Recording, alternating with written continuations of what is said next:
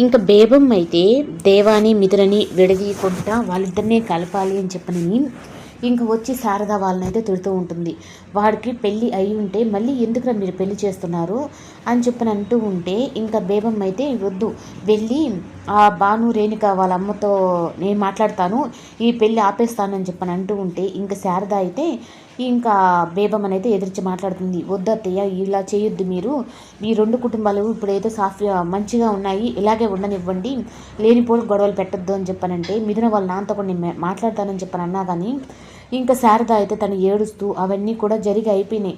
కానీ ఆయన చెప్పిన మాట ప్రకారమే ఇప్పుడు నా కొడుకు నేను పెళ్లి చేసుకుంటున్నాను అత్తయ్య, దీంట్లో మీరు ఇన్వాల్వ్ అవ్వద్దు, వచ్చిన వాళ్ళు పెళ్లి చూసుకొని వెళ్ళేటట్టే ఉండండి, లేదు అంటే ఇప్పుడు మీరు బస్సు ఎక్కి వెళ్ళిపోండి అని చెప్పని ఇంకా మొహం మీదే చెప్తుంది.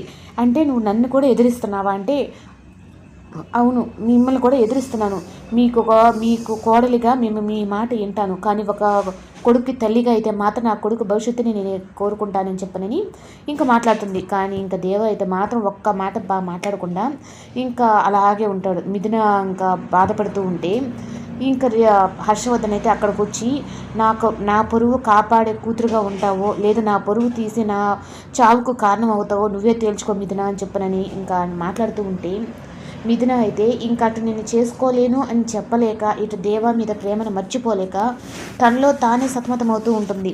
ఇంకా హర్షవర్ధనేమో నేను చనిపోతానని చెప్పి మిథునను బెదిరిస్తాడు. ఇంకా దేవానైతే భానుని పెళ్లి చేసుకోకపోతే మేమిద్దరం చచ్చిపోతామని చెప్పని భాను వాళ్ళ అమ్మ అయితే వాళ్ళు బెదిరిస్తుంటారు. ఇంకా ఇటుపక్క మిథున అయితే అటుపక్క దేవ ఇద్దరు ఒకరికొకరైతే వాళ్ళ మనసులో ఉన్న ప్రేమనైతే వాళ్ళే చంపుకునేటట్టు చేసి ఉంటారు. కానీ ఆఖరి నిమిషానికి ఏం జరుగుతుందా అని చెప్పని త్రిపుర అయితే చూస్తూ ఉంటుంది. అయినా నా తమ్ముడు ఎక్కడికి వెళ్ళాడో ఏంటో, ఇక్కడ పెళ్ళి ఆపేస్తాను, మిథున నాదే అని చెప్పని పెద్ద ప్రకటనలు పలికాడు.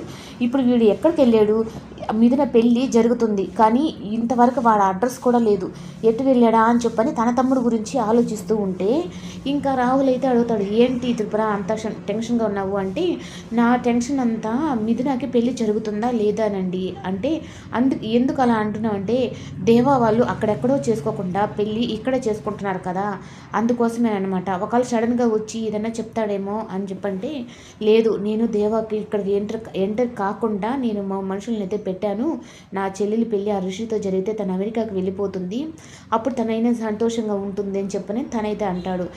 నేను ఆలోచించేది మీ చెల్లెలి గురించి కాదు, నా తమ్ముడి గురించి, ఈ మిథునాన్ని పెళ్లి చేసుకుంటే ఈ ఆస్తి కూడా నా తమ్ముడికే దక్కుతుంది, మా అక్క తమ్ముడికే ఉంటుందని చెప్పి నా బాధ అని చెప్పని ఇంకా దేవా వాళ్ళ దగ్గర అయితే బాణం తీసుకొచ్చి పెళ్లి కూతురుగా కూర్చోబెట్టి పెళ్లి చేస్తూ ఉంటే సూర్యకాంతంకి అయితే ఒకటే టెన్షను, ఏంటి హస్బెండ్ గారు ఇక్కడ ఏం ఫన్ జరగటం లేదు, నాకు ఇలా ఉంటే నాకు నచ్చటం లేదు అని, సరే మీ నాన్నమ్మ పోయి గెలకతాను అప్పుడు తను ఏదైనా చేస్తుందని చెప్పిన అనేటప్పటికీ ఇంకా సూర్యకాంతం తెక్క అయితే బేబమ్మ కుదురు చేస్తుంది.